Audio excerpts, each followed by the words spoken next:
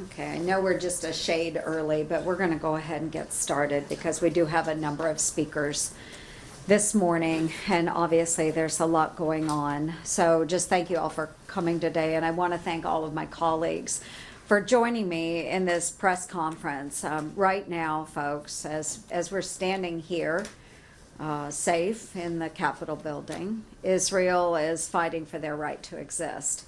And our fellow Americans' lives are quite literally on the line.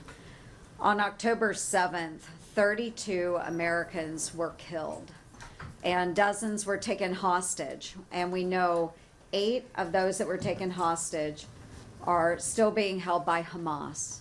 We believe that 5 of them are alive.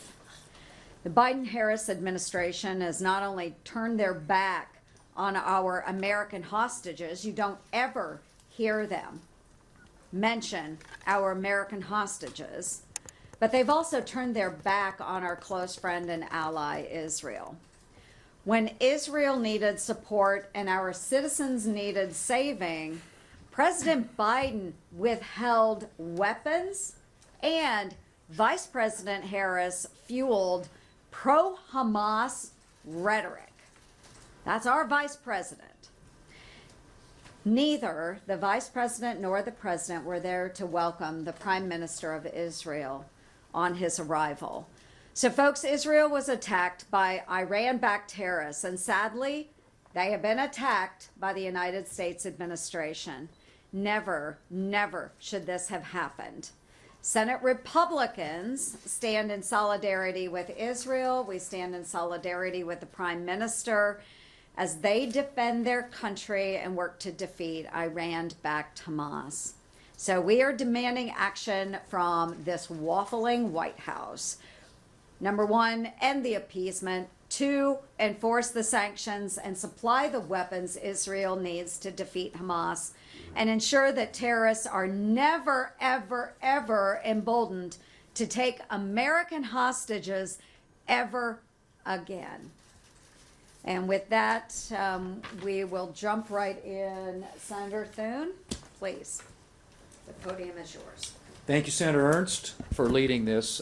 Today, the U.S. Congress will hear from Prime Minister Benjamin Netanyahu in what is a critically important address. And I have to say that I'm anxious to hear, I think like a lot of my Republican colleagues are, about what Israel needs to be able to defend itself and succeed against the terrorist threats that it literally faces on all sides. One thing it needs is for the United States to have its back.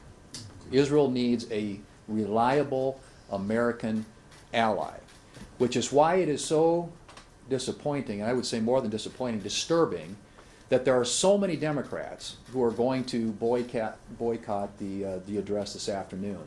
And it's especially disturbing that Vice President Harris has opted not to preside over this event.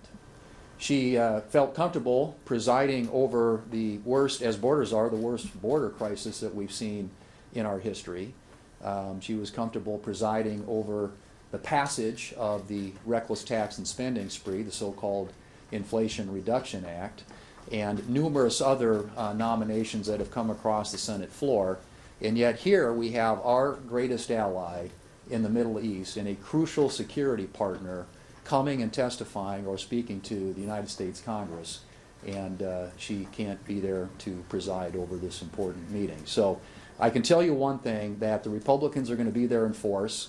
We will be expressing our support for our ally Israel.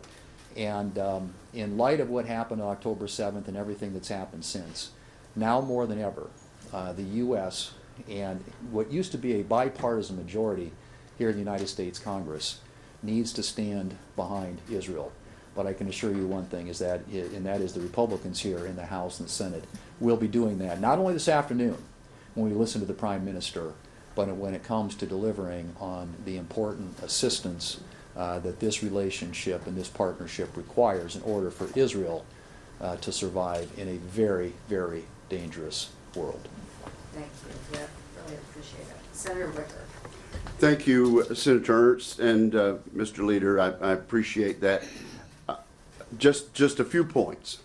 For 70 plus years, the United States has stood with Israel on a steadfast bipartisan basis.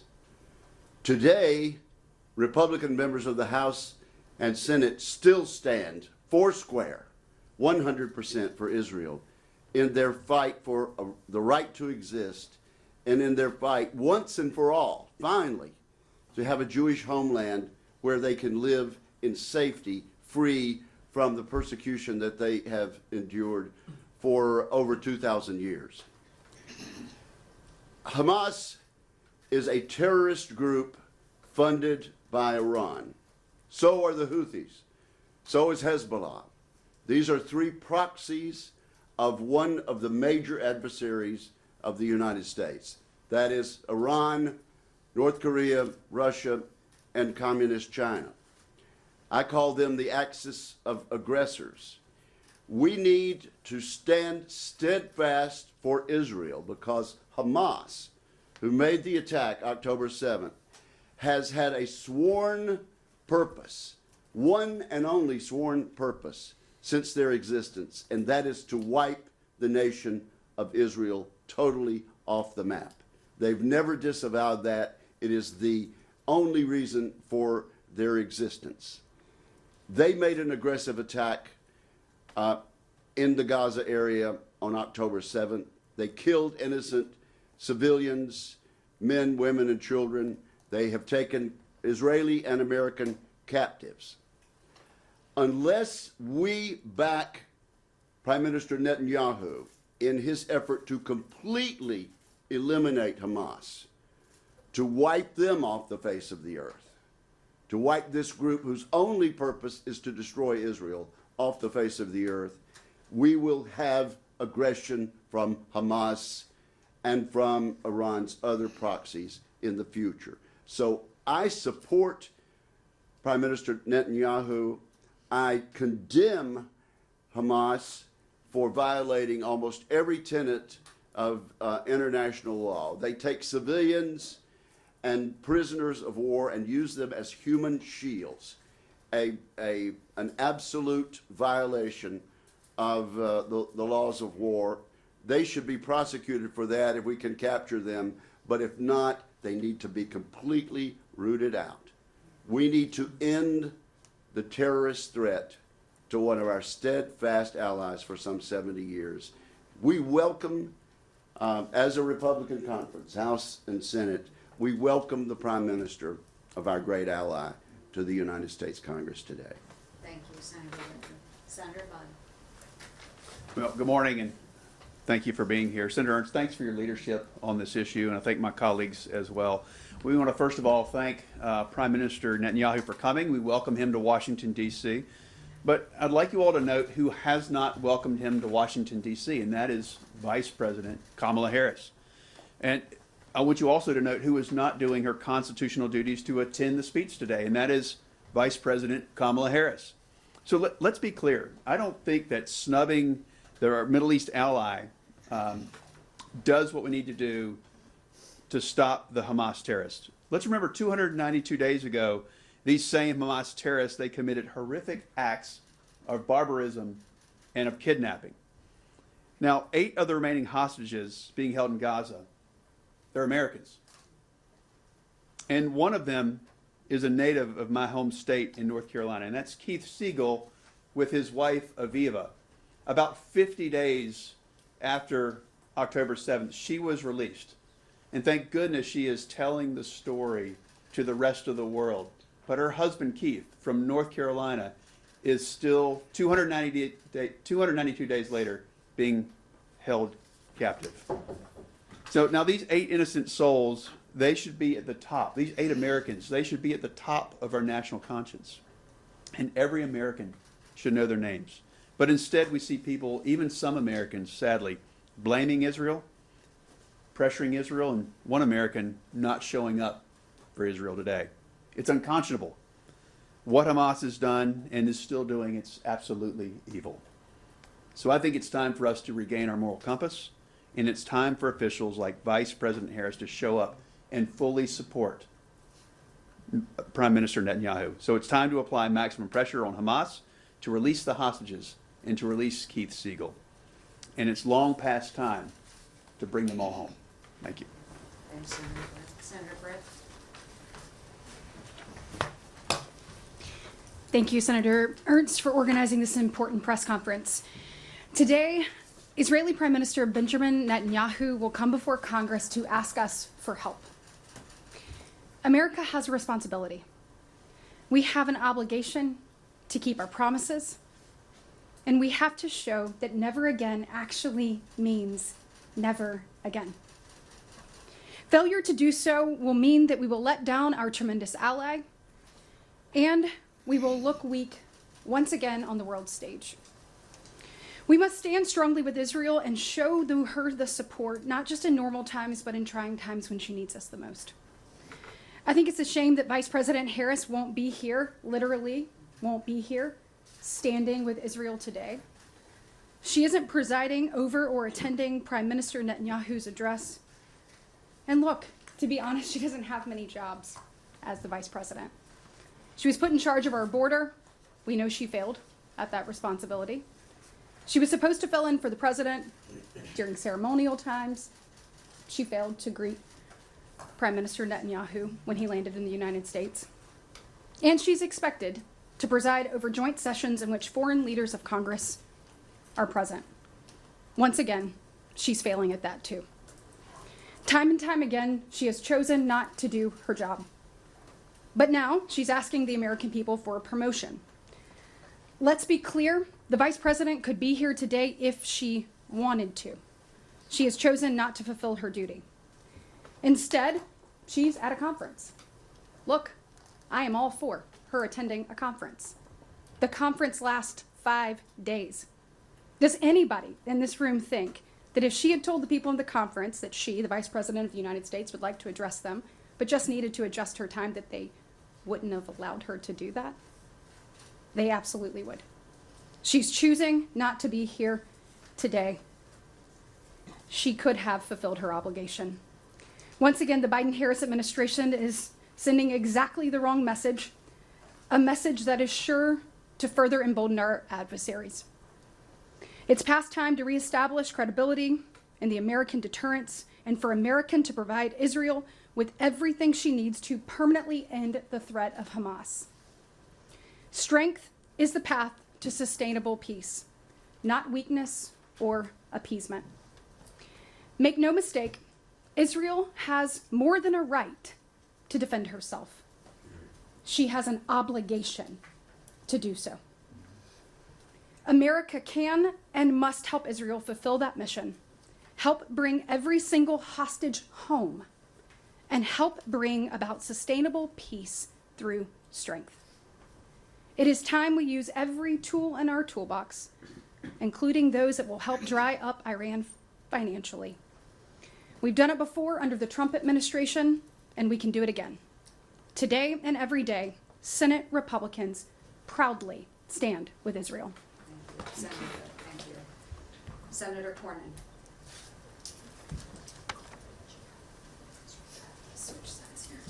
Thank you, Senator Ernst, for arranging for this press conference. It could not be more important.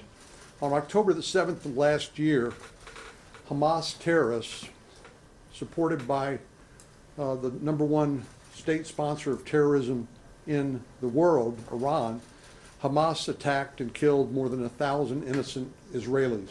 They also took 251 hostages, and over 100 hostages are still in the custody of Hamas under this network of tunnels that they built under Gaza. 8 of those are American citizens. 8 American citizens are still in the hands of this terrorist organization sponsored by Iran. And of course, we know that Israel, our #1 ally in the Middle East, the only democracy really, is under attack in the north, and the Houthis in Yemen. This is a fight for Israel's very existence. And it's in our national security interest to support our friend and ally in the Middle East against an aggressor nation like Iran, which, oh, by the way, in addition to being the #1 state sponsor of terrorism, is working toward developing a nuclear weapon, thanks to the policies of the Biden administration.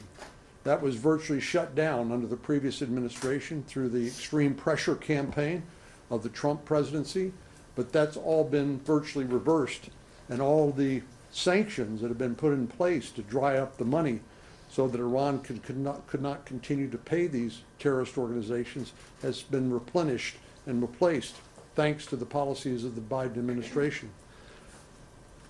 But the Vice President of the United States has a responsibility to attend these speeches in the joint session in the House of Representatives. I have been here quite a while. I don't remember any occasion previously where the Vice President hasn't shown up, along with the Speaker. And this is a demonstration of respect, a demonstration of our alliance, a demonstration of our commitment to democracies in regions of the world which are among the most dangerous and volatile. And the Vice President of the United States doesn't have the common courtesy to even show up. It's disgraceful. She ought to be embarrassed. Unfortunately, it's not just weakness or lack of resolve or lack of commitment to our allies. It does nothing but encourage them to do more, because they think they can break our will, and they think they can break the will of our allies like Israel. It's absolutely disgraceful, and I hope, I guess time is running short, but I hope that the Vice President would reconsider. Senator Cassidy. Thank you, and I thank Benjamin Netanyahu for coming here to the United States.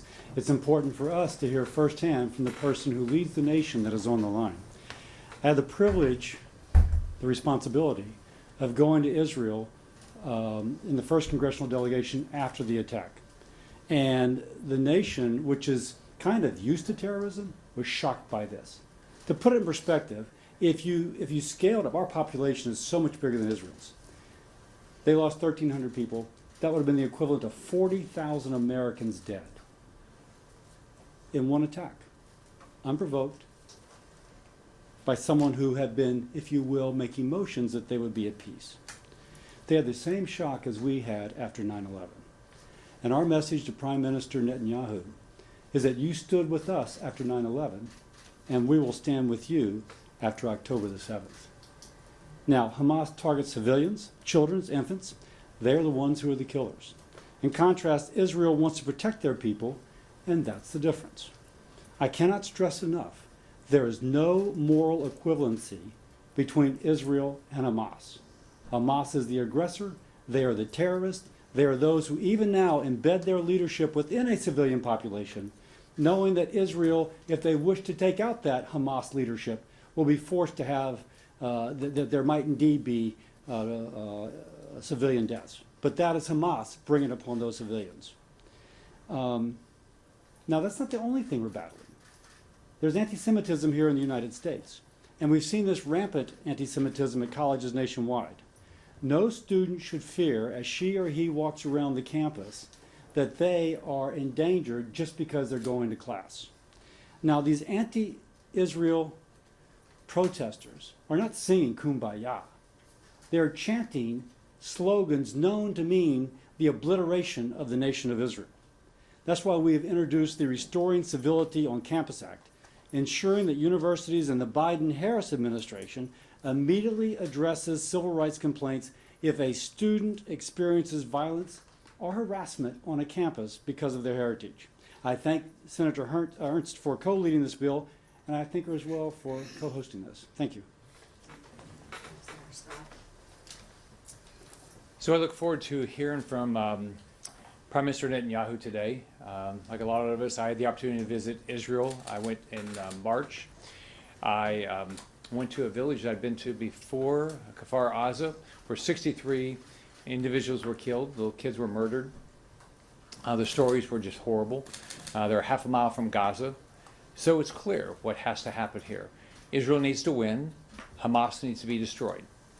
What's disappointing is the Biden administration has not been in support of Israel. Democrats have not been in support of Israel. Vice President Harris has not been in support of Israel.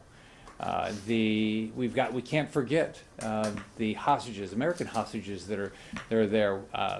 In my office, we have a picture of all the hostages up outside my office. We put information out about them and their families every day. We can't forget what's happened. I look forward to hearing from Prime Minister Netanyahu of how the war is going, how they're going to destroy Hamas, what they need from America. When I was over there in March, what they were telling me is American support. It's not just that they need our military weapons, but they need our verbal support. And unfortunately, this administration is not doing it. I can't believe Vice President Harris is not showing up today. It's a slap in the face to the only democracy in the Middle East, our greatest ally in the Middle East, somebody that needs our support. It doesn't make any sense. But Republicans in the House and Senate, we're going to show up. We're going to do everything we can to help the state of Israel, help all of our constituents that are Jewish, stop this anti-Semitism. And I look forward to standing with my Republican colleagues at this joint session, doing everything we can to support Israel. Thank you, Senator Marshall. Well, thank you, Senator Ernst. On October 7th, 2023, Hamas terrorists led an unprovoked attack on Israel that resulted in the death of at least 1,400 people, including 1,300 Israelis and at least 30 Americans, along with taking the hundreds of hostages, including 14 Americans. The attack of October the 7th has led to the death of 38 Americans, and at least 5 Americans remain in captivity. When's the last time we heard the names of these hostages? When's the last time you've heard anything from the president or vice president about empathy or concern for these hostages? It amazes me that this White House demands peace arrangements, peace talks in Israel, but yet there's no talk of a peace agreement in Ukraine. From my vantage point, what I see the White House is not a profile in courage, but rather a profile in fear and political cowardice. I want to remind Americans why this is important, that America has a very special relationship with Israel. It's characterized by strong political, military, and economic ties.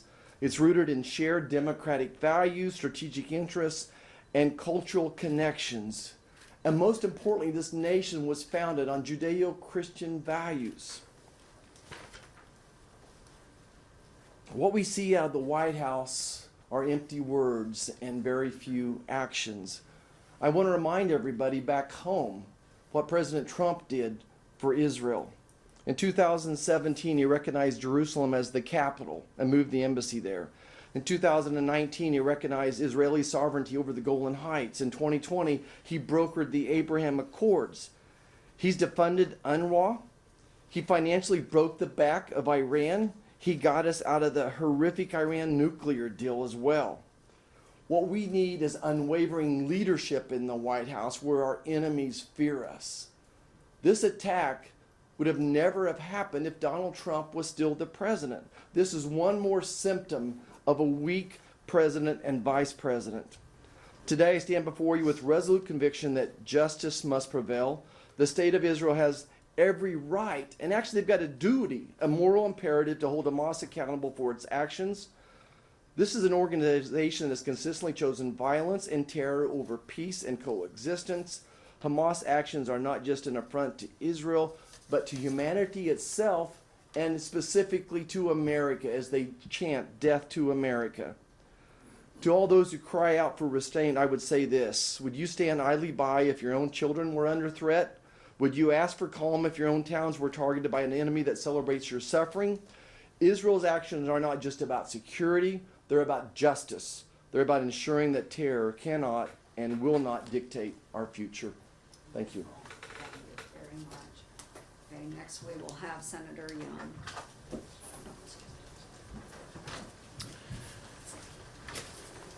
Good afternoon.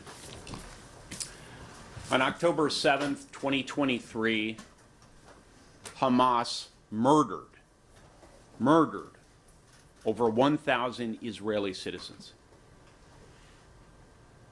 This was the single greatest loss of Jewish life since the Holocaust. And make no mistake, The Holocaust was the very inspiration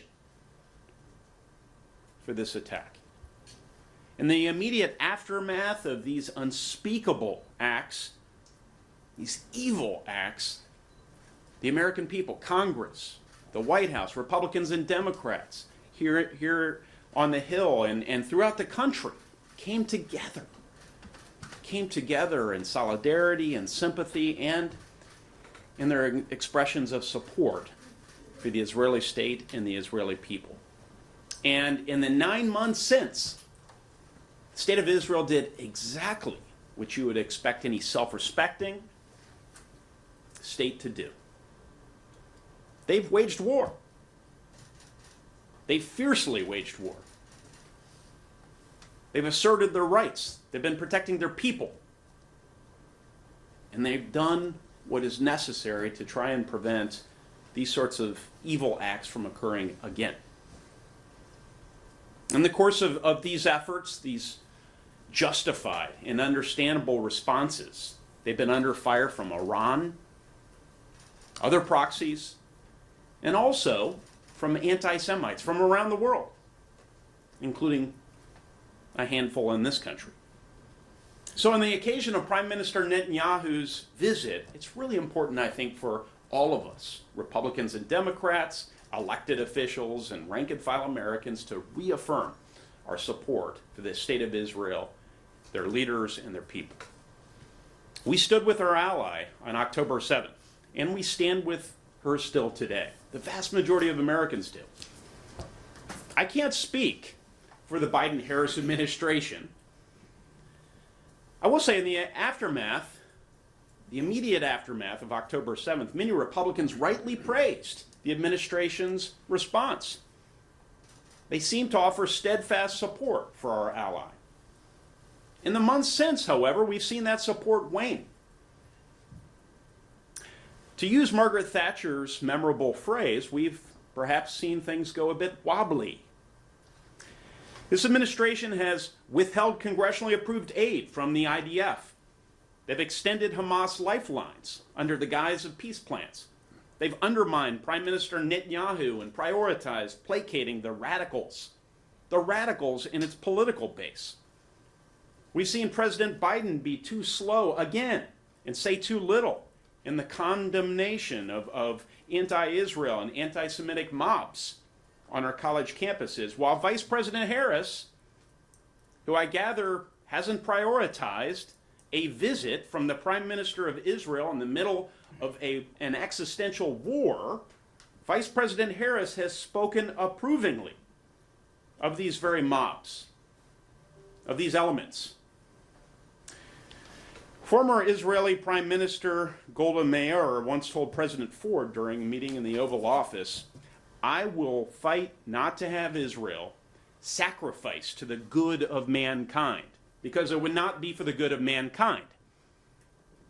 Half a century later, that fight goes on. The Jewish state remains, and it will remain. And mankind will be better because of it, and the United States of America must continue to have solidarity with the people in the state of Israel in that process. Israel can always count on me and the folks up here for America's friendship and support. Thank you, Senator. Senator Mullen. You know, there's been a lot of talk about everything up here so far, and what's left to really visit about. The question is why are we here? Why do we stand right here in front of you to begin with? Because we shouldn't. Really, if this administration was doing their job and standing with our allies, we wouldn't be having this press conference. So why aren't they here? Was Israel not with us after 9/11? Did other countries come after us and condemn us for attacking those that attacked us? For going and hunting the terrorist organizations that came after us? Did anybody condemn us for that? Yeah. Iran did. Other terrorist states did. Terrorist organizations did. They cried foul. Did our allies stand with us, though? Yes. Did they fight beside us? Yes. We should be outraged. The United States should be outraged. There should be no daylight between us. We got attacked the same as Israel got attacked. They killed 35 Americans. They still hold 5 American hostages. Why the hell isn't President Biden and President Harris standing here with us?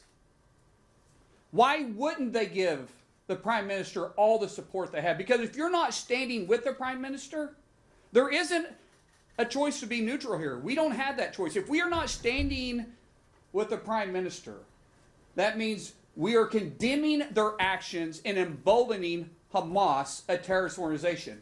These people that are out here protesting, they've got it wrong. This fight isn't against the Palestinian people. Israel's not attacking the West Bank. It's attacking Gaza because Gaza was ran by Hamas, and the people that chose to live chose. They weren't put in Gaza. They chose to live in Hamas. They chose to live underneath the rule of Hamas, a terrorist organization. They chose to ignore what was going on literally underneath their feet. They made that decision. They chose to raise their families in there. Bad things happen in war. For those that have had the disprivilege of seeing it, hearing it, and unfortunately tasting it, we know bad things happen in war. Israel didn't choose this fight. Hamas chose this for them. They're choosing to defend it and eliminate the threat, the same as the United States did. There's no excuse for this administration behaving the way they are, other than what? There's an extreme base of the Democrat Party that they're wanting their votes. They want to appease them. Somebody else answer the question, because I can't. I can't make sense of it. Why we wouldn't be standing with Israel, because we always said we stood with Israel. Why aren't we still standing with Israel? Guys, I'm dumbfounded as much as anybody and aggravated as more than most. Israel has a right to defend themselves, and I can assure you where the Republican Party is. We're standing right beside them and we're willing to fight with them. Thank you, Senator Hidsmith. I just want to say how much I appreciate my colleagues that you've heard from, that we're unified on this, because this is the right thing to do. I look forward to welcoming the Prime Minister this afternoon. And let's be very clear, the U.S.-Israeli partnership is critical to U.S. security.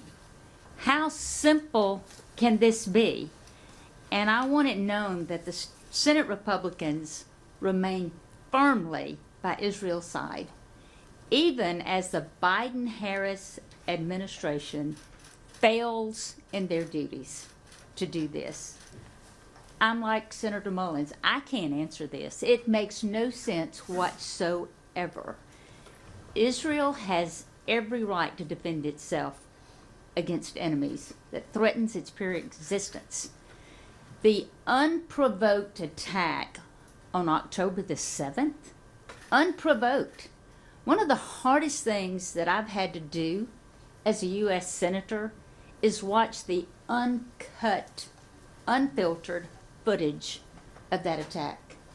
Of a child sitting in the high chair while his mother was reaching in the refrigerator to get him something, watching his mother be murdered from the high chair. This is real. This is a real experience we're going through. You may read about things. This is reality of what's happening right now. How we cannot stand with Israel is beyond any comprehension that I could have. I have met with a lot of these families. They've come over. We've had these discussions. It's things you will never forget in your lifetime. And not only is the administration failing these American citizens right here that you see on this poster, it's failing to protect the American citizens domestically as well. As we're here today, hearing the protesters outside of our door. I feel so sorry for these Jewish students who are afraid to walk across campus, who are afraid to go to class. That is a sad day in this country when we are having this, and they are truly experiencing this. And it's our job to protect these students. I mean, we know what turning our back on Israel is doing. It is totally emboldening our adversaries, something that this administration excels at. By Vice President Harris not being here tells me all I need to know about her, and it should tell the American people all that they need to know about her as well.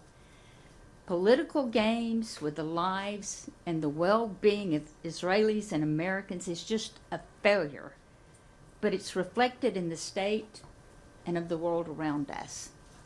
It is just hard to comprehend that you've got these people standing here behind me, unified as the Republicans, and the other side of the aisle. Really? You cannot defend Israel? Really? That is just beyond belief. Mississippians didn't send me here to turn my back on Israel. And I will continue to work with these great, strong colleagues that I have behind me as our ally in the Middle East, at home and abroad. And I would look forward to the day our president does the same thing that we're doing.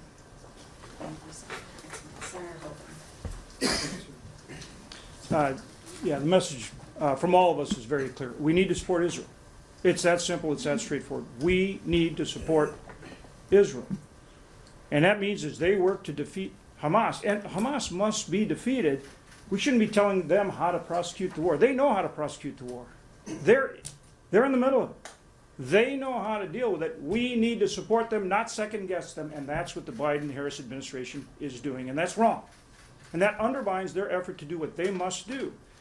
And what they must do is defeat Hamas. That means completely destroying Hamas's military capability so that we don't have a repeat of what happened on October 7th. It's that simple. This isn't rocket science. Hamas must be defeated. So instead of this administration, the Biden-Harris administration, sitting back, second-guessing, and undermining that effort, they need to fully support Israel and defeat Hamas. And the other big point that we've got to recognize is that Iran is behind all of this. Hamas, Hezbollah, Houthis, they are proxies for Iran. What are we doing, going soft in terms of sanctions and other steps against Iran? We're not going to stop this terrorism that Iran supports around the globe unless we deal with Iran. So look, today we've got Prime Minister Netanyahu here. We all very much appreciate that. And we want to show the very strongest support for him and for Israel in this fight, this global fight on terror. And Israel's the tip of the spear. They're not just protecting themselves, they're protecting us. They're one of our closest allies. Support them. And let's get real. Let's get clear-eyed about Iran and their proxies, Hamas and Hezbollah and Houthis and other terrorist organizations around the world that they support. And let's work with our allies, join with our allies, support our allies, not second-guess them, and defeat terror. Thank you, Senator. Okay, we'll take questions for those that will be staying. Yes, ma'am. There's been a lot of criticism of Vice President Kamala Harris for not being here today. And yesterday, 2 members of the House referred to her as a DEI candidate. I would like to comment on that, and also, has there been any criticism for J.D. Vance for being on the campaign trail today and not here? Well, I'm not going to speak to what the House is saying, but I can state that not having the Vice President presiding over a joint session of Congress with our closest ally in the Middle East present, that's a disgrace. That is a disgrace. She is abdicating her duties now as Vice President. What is she going to do? And this will never happen, but should she become, hypothetically, President of the United States, what is she going to abdicate then? So I can state, I think all of us feel the same way here, is that she should be here. Whether she likes the Prime Minister of Israel or not, whether she respects him or not, she should be here. It is a disgrace. And just as Senator Hyde-Smith said, it tells you everything you need to know about her by her abdicating her duties today. With J.D. Vance, he is on the campaign trail. I understand that. He's not the sitting vice president of the United States. And we've had many media outlets that have said J.D. Vance has shown a strong, strong level of commitment and support to the state of Israel. So his commitment to Israel is not questioned. But Vice President Harris and her pro-Hamas rhetoric tells us everything we need to know. And the fact that she has turned her back on her duties as Vice President of the United States, turned her back on Congress, and an invitation to our closest friend and ally of the Middle East. Joan, can I keep in Yes. mind too that JD and Trump, JD Vance and President Trump is meeting with the Prime Minister in Mar-a-Lago too. Yeah, I just want to emphasize that Vice President Harris has an obligation to be here. It's her duty to be here. The real challenge about her candidacy is that, number one, she's been lying to Americans for 3 years about the president's mental health status, that he's not been all there cognitively. And then she is the border czar, over 11 million people crossing the border illegally.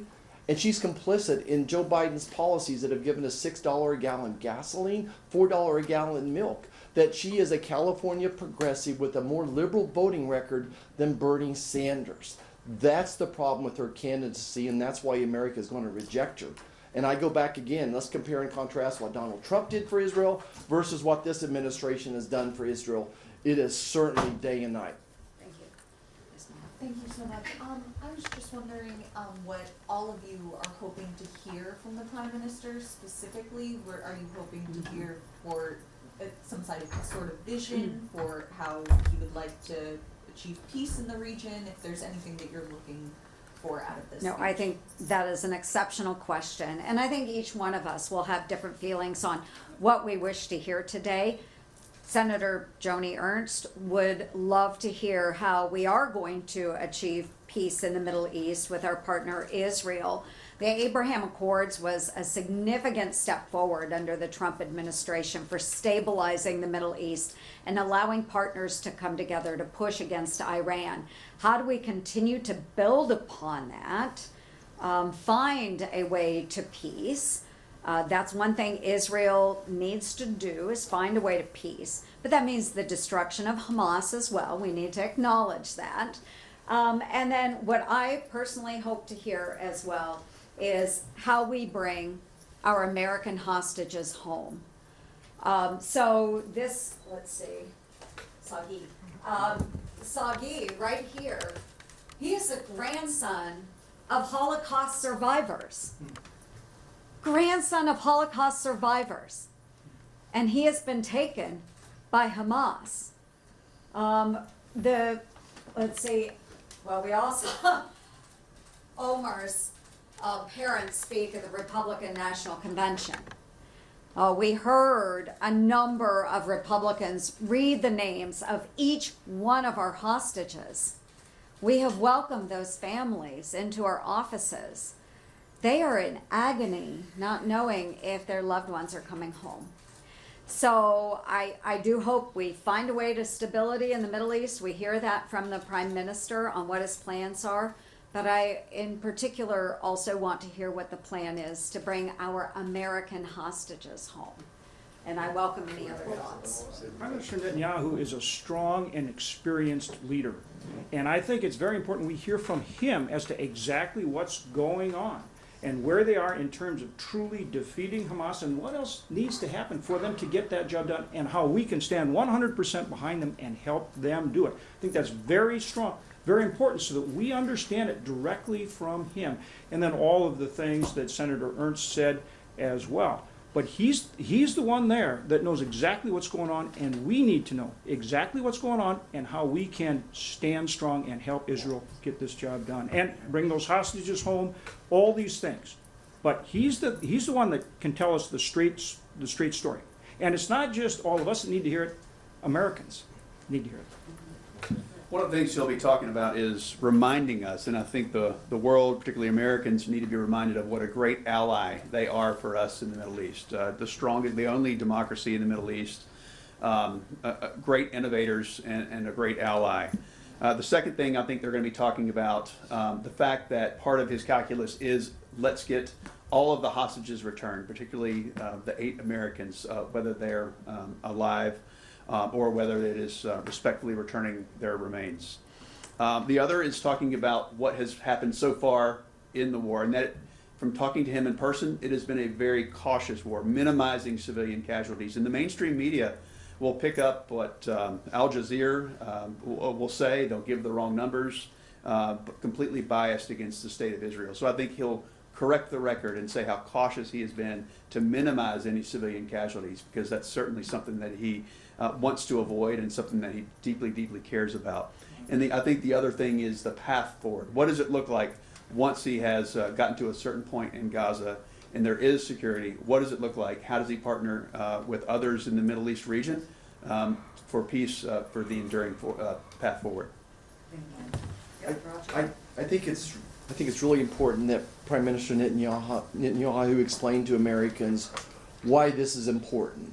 Why is this relationship between America and the United States so important and so special?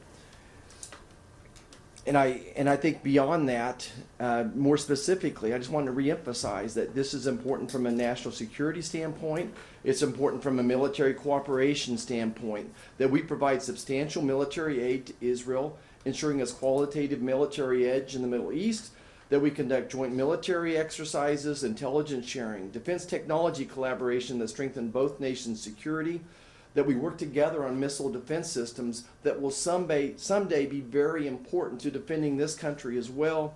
We have many strategic interests in the Middle East as well, many economic interests as well. We're Israel's largest trade partner. We have strong bilateral trade investment flows. And our cooperation extends to high-tech industries, innovation, and research. So I want him to make that case, why this relationship is important, why it's been so fruitful, and then lastly, why it's important to Americans, to Kansans, to Iowans. Why is it important that we eliminate Hamas? Because they are a threat to Americans. They are the ones that are shouting death to America. Ellie Sennett with the National. We've heard from many of these hostage families speaking to Congress this week. Some of these families have been a bit critical of Benjamin Netanyahu in this moment. The father of Sagi told the Foreign Affairs Committee yesterday, "Any true friend of Israel today must pressure our prime minister to finish the ceasefire deal now." Do you agree with that? And are you, in your conversations with Netanyahu, bringing some of these family concerns to the prime minister? Yeah, absolutely. And believe me, all of us have spent a considerable amount of time with our hostage families. I was in Israel on October 10th, and that was when I first learned that we did have Americans that were being held hostage at that time. So I started engaging from the very beginning. Senator Budd has been very engaged with Aviva Siegel, and knowing that her husband Keith is still held. So yes, we will continue to encourage the Prime Minister to get the hostages freed. I can only imagine the agony that those families are going through right now. There were a few of us that were able to go to the floor yesterday, Democrats and Republicans, and speak the names of our hostages and talk a little bit about their backgrounds. So we all recognize that this is very, very important to get done for these families. They are Americans. We need to recognize that. They are our fellow countrymen. So yes, we will continue to encourage. They say pressure. We would say encourage that the families get their loved ones back soon. I know that it's one thing that I've experienced with my Jewish friends is that there's a hashtag out there, bring them home now. And I support that movement. We need to bring them home now. But I would also remind everyone, and this came from a Jewish friend of mine, said think about the Bible, our Bible, and think about Pharaoh, and the cry to the Pharaoh, let my people go, okay? He said, apply that to Hamas. Hamas, let our people go. So it's not the prime minister that is holding hostage these Americans. It is Hamas that's holding them hostage. So I know there's a level of frustration with the war in general, coming from the families. But we need to remember our anger needs to be directed at Hamas, who murdered and raped innocent civilians. They are the ones that drug the bodies, because we now know that some of these hostages were killed at their kibbutz, at the music festival. Their bodies were drug into Gaza, already deceased. They need to come home. We know that. But it's Hamas that is holding them. One more question. One more. That's right. There's a video circulating online from the D.C., Maryland, and Virginia Palestinian youth movement. They put maggots and mealworms on banquet tables at the Watergate Hotel where Netanyahu and the delegation are staying, and released crickets into the hotel. Any reaction to that, some of the rhetoric we're hearing from Well, I think that the hotel should be very upset about that, and that's not a good discourse. So I think what they're doing is sullying their name. Those that want to protest need to do so in a manner where they're working towards a goal, and that to me is not constructive in working towards whatever their goal happens to be today. I mean, if it's to, play childish antics, then they've succeeded. But we need to have good political discourse here, and that's not helpful towards good political discourse. And to treat a friend and ally in that manner to the United States is not helpful.